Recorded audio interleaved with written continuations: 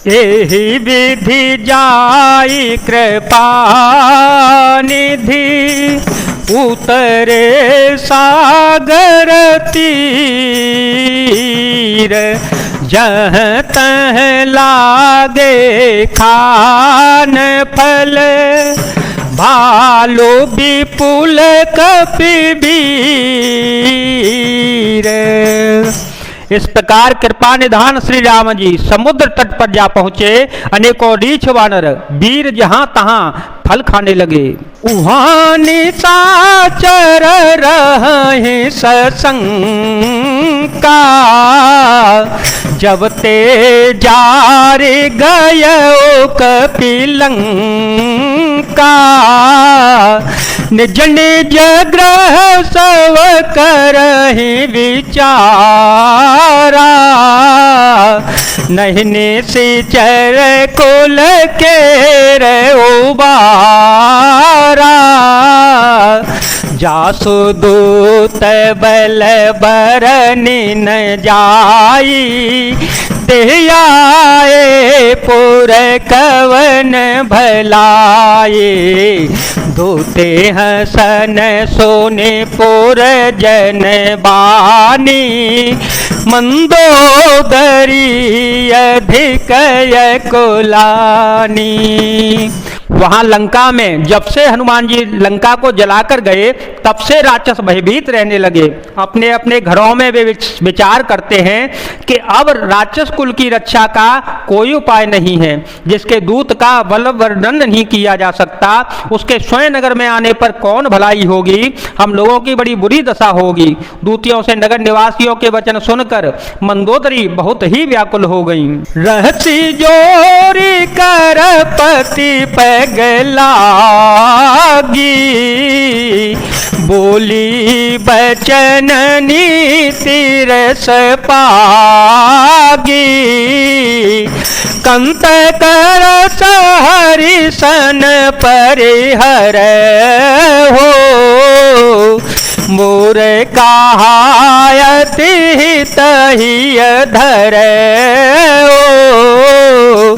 समुझत जासो दूत कही करनी समुझत जासो दूत कही करई।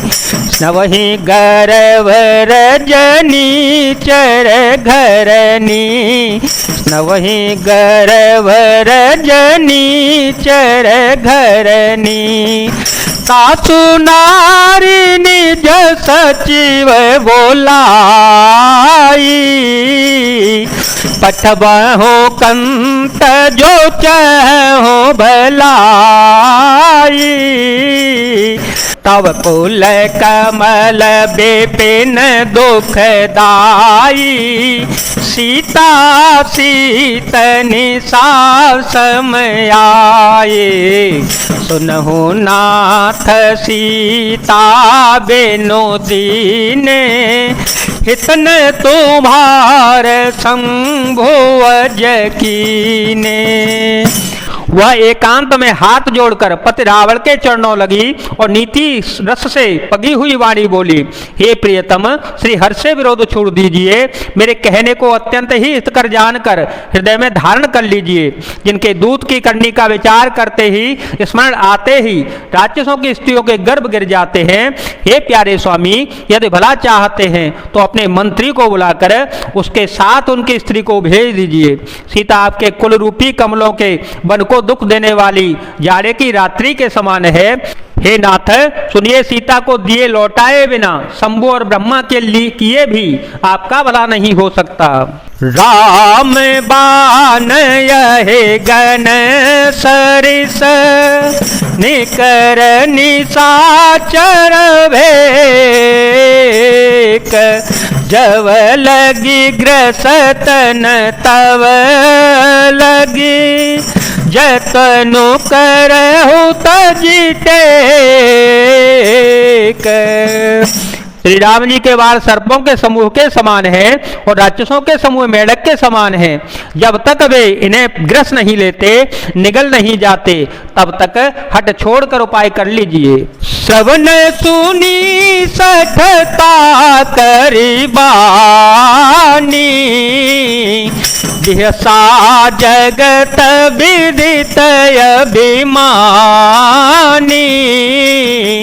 सबय सुभाऊ नारी कर साचा, मंगल महो भय मन अति काचा, जो आवै मर कट कट काई, जो आवै मर कट कट काई, यहीं बेचारे निश्चर खाए, कपहि लो कप जाकी त्रासा, सासु नारे सभी बड़े हासा।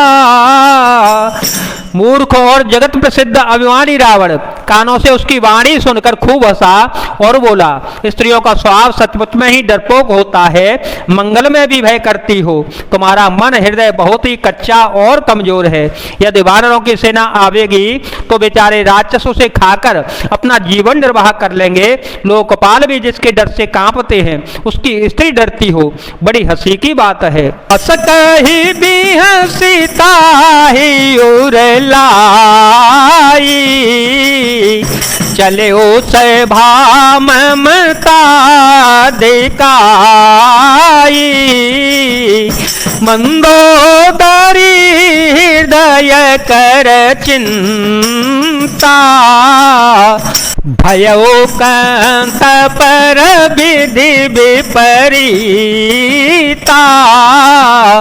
बैठे उस भा खबर से पाई, बैठे उस भा खबर से पाए, सिंधु पार से ना सवयाई, सिंधु पार से ना सवयाई, बूझे सी सचिव उचित मत कह हो, ते सब हसे मस्त करे रहे हो, जिते हो सुरासुर तव श्रम नाही, नरवानर के लेखे माहे, राम सिया राम सिया राम सिया राम, सिया राम जय जय राम। रावण ने ऐसा कहकर हंसकर उसे हृदय से लगा लिया और ममता बढ़ाकर अधिक स्नेह दर्शाकर वह सभा में चला गया। मंदोदरी हृदय में चिंता करने लगी कि पति पर विधाता प्रतिकूल हो गए हैं। जो ही वह सभा में जाकर बैठा, उसने ऐसी खबर पाई कि शत्रु की सारी सेना समुद्र के उस पार आ गई है। उसने मंत्रियों से पूछा, उचित सलाह कहिए, अब क्या करना चाहिए। तब वे हंसे और बोले कि चुप किए रहिए, इसमें सलाह की कौन सी बड़ी बात है। आपने देवताओं और राक्षसों को जीत लिया है, तब तो कुछ भी श्रम भी नहीं हुआ, फिर मनुष्य और वानर किस गिनती में आते हैं। सचिव वेद गुरती निजो, प्रिय बोलहि भययास, राज धर्म तन तीन करे, हो ही बेगी नास, मंगल भवन मंगल हारी, द्रव हो सो दशरथ अजिरवे हारी, राम सिया राम सिया राम सिया राम, सिया राम जय जय राम। मंत्री, वैद्य और गुरु, ये तीन यदि प्रसन्नता के भय या लाभ की आशा से हित की बात न कहकर प्रिय बोलते हैं, ठकुर सुहाती कहने लगते हैं, तो क्रमशः राज्य, शरीर और धर्म इन तीनों का शीघ्र ही नाश हो जाता है।